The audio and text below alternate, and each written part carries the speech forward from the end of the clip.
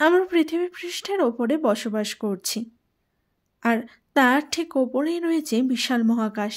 ভূমির বৈচিত্র্য অনুসারে বিভিন্ন দেশের ভৌগোলিক পরিবেশ আলাদা। জানেন, আমাদের পৃথিবীতে একটি জায়গা আছে যেখানকার মানুষেরা সবথেকে উঁচু স্থানে বসবাস করে। নমস্কার, আমি বিথিকা। আপনারা আছেন গল্পে বিথিকা ইউটিউব চ্যানেলের সাথে। আশা করছি আপনারা আমার ভিডিওতে একটা করে লাইক করে দিয়েছেন।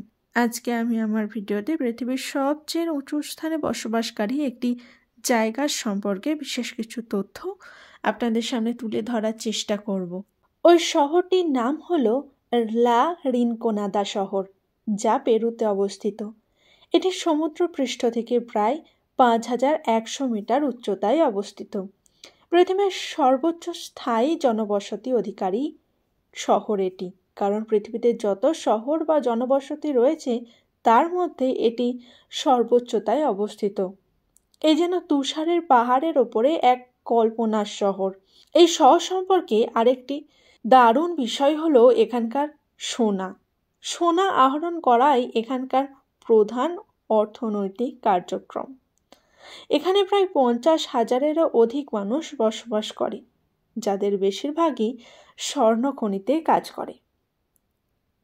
লা রিনকোনাদা শহরের তাপমাত্রা খুবই শীতল এবং বছরের বেশিরভাগ সময়ই তুষারে ঢাকা থাকে।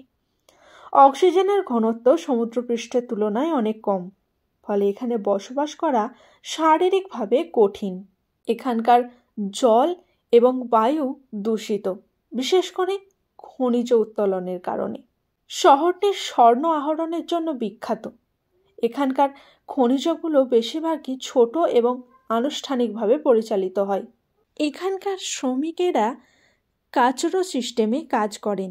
এই ব্যবস্থা তারা কোনো অর্থমূল্য পান না, বরং 1 মাস কাজ শেষে স্বর্ণের একটি অংশ সংগ্রহ করার অনুমতি দেওয়া হয়, যার মধ্যে তারা ভাগ্যের ওপর নির্ভর করে স্বর্ণ খুঁজে পান।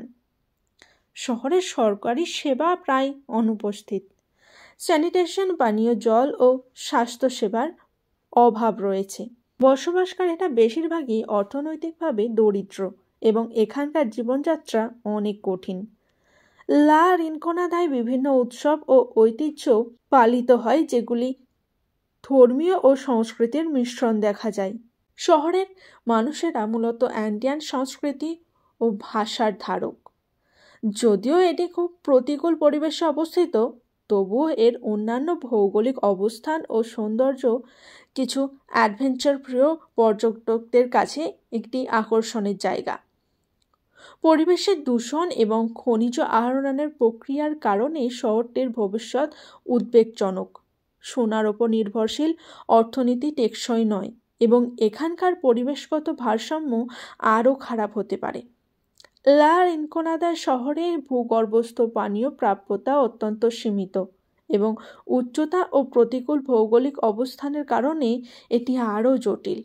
তবে সেখানে পানীয় সংগ্রহ এবং ব্যবহারের জন্য কিছু নির্দিষ্ট প্রক্রিয়া অনুসরণ করা হয়।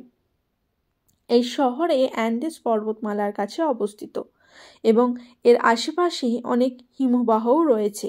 এই হিমবাহগুলি গ্রীষ্মকালে গলে, যা থেকে জল পাওয়া যায়।